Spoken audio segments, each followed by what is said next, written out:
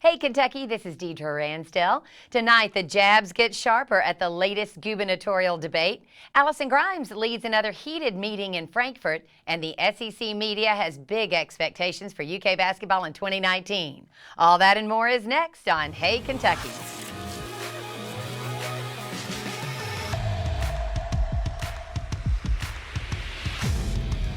Welcome to Hey Kentucky, presented by Wendy's. I'm Deidre Ransdell, in for Mary Jo Perino tonight.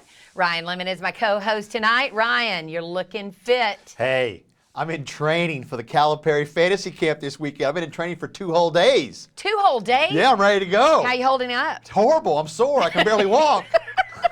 Well, we believe in you, so we're going to get some more details on that. Thank you. We're going to begin tonight with a couple of topics concerning the Kentucky governor's race, which one poll puts at a dead heat. We'll have more on those stats in a moment. But first, sparks flew on stage at the latest gubernatorial debate at the Singletary Center in Lexington last night. In the forum, which aired on WKYT, Governor Bevin faced off against Attorney General Andy Beshear. And things got heated on topics such as education, jobs, and pension reform. You love education, public education, so much that your kids go to private school. Is that right? You're attacking my kids now? No, I'm not. I'm just saying you're a fraud. These are scare tactics and lies. Nothing I have ever proposed offers any of these things that he's saying. You currently are not denied, nor is anything I've ever proposed, nor do AHPs by law, as proposed by the Department of Labor. They do not allow by law the ability for pre-existing conditions to be applied to people. So everything that you're threatening is not true. And the things that you're saying I said are not true. You're lying. AHPs don't have to cover Stop pediatrics, lying, maternity. They don't have to cover chronic disease management. Okay, candidates. They don't have to Not cover anything you actually need healthcare coverage for. Follow. Ryan, it seems like the attacks are ramping up as the election gets closer. Hey, I don't care if that was a debate or not. That was almost must-see TV with those 2 guys going at it last night. I thought there was a couple minutes they may just throw down and start haymakers with each other. It's very obvious. They do not like each other, and this is going to be a tight. I mean, I think the latest poll that came out says they are at a dead heat right now. Absolutely. Well, as we alluded to earlier, new research doesn't give the gubernatorial candidates any reason to take their foot off the gas. The MasonDixon poll that you're referring to has the 2019 governor's race tied, with each candidate drawing 46%. It's a big swing in Governor Bevin's favor since Andy Beshear was leading by 8 points at the beginning of the year. Bevin leads among men, older voters, and in rural areas. Beshear stronger with women, younger voters, and in metropolitan areas. The poll also finds Matt Bevin's approval rating taking a jump up to 45%. Voters were also asked for their feelings about the effort to impeach President Trump. 29% of Kentuckians in the poll support it. 65% are opposed. So Ryan, it seems like the partisan lines are holding firm as we get to the November 5th election. You know, it's very interesting when you see it too, because, you know, this is such a pro-Republican state based on the last election. But I think Governor Bevin, you know, he lost so much ground, but now it seems like he's gaining ground again. I'm telling you though, that debate last night, if you watch that debate last night, you get a lot of answers to a lot of questions. And Beshear, so strong in Western Kentucky, but I think those numbers now aren't as strong as they used to be. It's very interesting right now. I think it's a coin toss to see who's going to win the race. I really do. Well, that just means we all have to get out and vote. That's right. That's all I'm hearing. Staying with politics, more fireworks at the State Board of Elections meeting yesterday. LEX 18 News was the only media outlet on hand when the session quickly went from quiet and calm to loud and angry. With accusations of top secret voter information being improperly revealed, here's a sampling of the exchanges between Secretary of State Allison Lundergan Grimes and Executive Director Jared Deering. Shows our fields and how our fields are located in the system. Please do not air that on television, sir. Mr. Chairman, anything that is here, want to have the permission of the voter, and 2, anything that's not publicly available is redacted. It's not about the voter and the voter's record. It's the a snapshot of the system and how the system is laid out. Well, I think this is instructive. We've just shown the public. This is a vast breach of our security net. Please do not do this. Has anybody here got the national security clearance of top level? Yes. Yes. You do. Top Yes. secret clearance. Because Yes. I just met with Earl Rose, who said no one else in the state but myself has it. So are you telling me you do? You are final clearance. Jennifer has secret clearance, but the fact that you have top secret clearance does not denote that you're allowed to, Mr. Chairman, to release how our fields work, man. Please do not do this.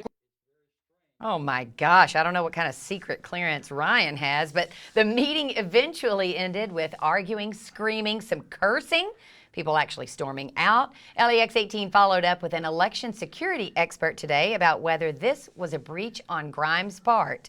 The expert said no, and that she did the right thing in striving for transparency. Ryan, the clear divisions on the Board of Elections have not been settled. I tell you what, I just wish I was at that meeting, because I would have been sitting in the corner with popcorn and just watching this circus. But I'm telling you, I think if I was her, I may have done the same thing to try to defend myself.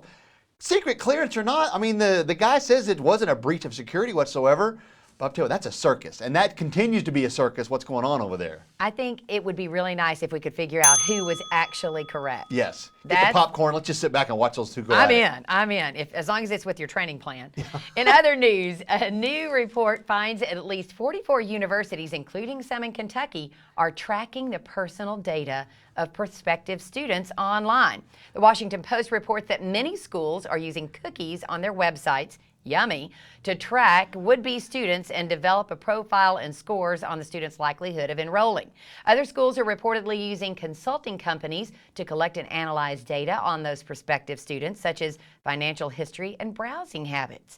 Kentucky schools in the report include WKU, which stated it used predicative modeling only for class size predictions, and the University of Kentucky, which told the newspaper it makes predictions based on academics, financial need, and demographics.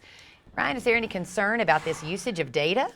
I mean, this is the world we live in. I mean, I know it's hard to say because people are so upset about using this kind of, but you know, you go onto a website now these days and they grab it. You know, like if you go on to Kentucky Sports Radio, okay, my next website I go to, they're going to say, okay, you like Kentucky sports, boom, they're going to have an advertisement for Kentucky basketball tickets. I mean, it's just the world we live in these days.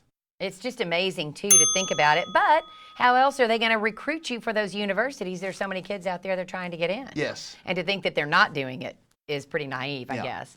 Turning to UK basketball, the 2019 Cats have been selected to win a 6th regular season SEC title under Coach Cal in a preseason media poll. The league's media voted on Kentucky to take home the program's 49th overall regular season title. The 15th time since the 1998 season that the Wildcats have been named the overall preseason favorite. Now, meanwhile, 3 Wildcats have been selected to preseason All-SEC teams. Sophomore guard Ashton Hagans was picked to the first team, while freshman guard Tyrese Maxey and sophomore forward E.J. Montgomery tabbed to the second team. Hagans also received 1 vote for preseason SEC Player of the Year. Ryan, it seems the expectations are higher than ever. Should be. I mean, this team is awesome. This is a Final Four caliber team. Not only that, they're going to be really fun to watch, especially if they go small. This team will be up and down the floor, super fun to watch.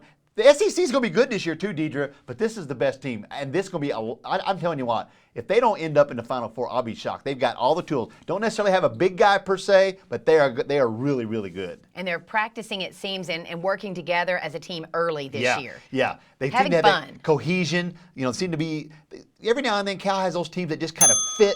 This team just seems to fit already. I love it. I love it. Well, now let's talk a little Kentucky football. While the Cats try to make their way through a challenging season, the horizon remains intriguing. Coach Stoops and company continue to recruit for 2020. And as of this month, that class ranks 22nd in America, boasting 5-star talent Justin Rogers and 7 other players ranked as 4-star prospects by at least one recruiting service.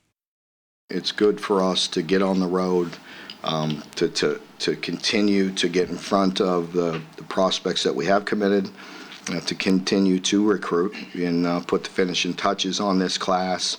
And, you know, it's important. As you know, this, you know, in my eyes, we have an opportunity to have one of the most significant classes in certainly in my tenure. I can't go back into the history of this place, but in my time here, this can be a very impressive group. And the reason why the coaches are so excited is they consider UK's 17-man class to be larger than you think, with additional commitments still expected. Ryan? Yeah, one of them being Vito Tisdale, a kid over in Bowling Green. I mean, this is a great class, and that's why it's so important for the team this year to continue to succeed. You don't want them to stumble and fail, and then maybe some of these guys decommit and they lose them. You know, you lose Terry Wilson, and you all of a sudden you were 2-3 and stumbling a little bit. You couldn't have this team fall apart. That's why that win Saturday was so big over Arkansas, because the fan base got re-energized again. You're 3-3 with some winnable games into the season. Win those games. Keep this class together for next year. And do you think Coach Stoops dancing after the game is going to help recruit a few more? Oh, you're not a kidding, man. You want to play for a coach like that. Absolutely. Wouldn't Bill Ransdale wanted to play for a coach like that? Absolutely. Yeah. He's got the moves. Yeah. He's got them. Up next on Hey Kentucky, Mary Jo is going to bring us her hot take on the controversy involving the NBA and China. Stay with us.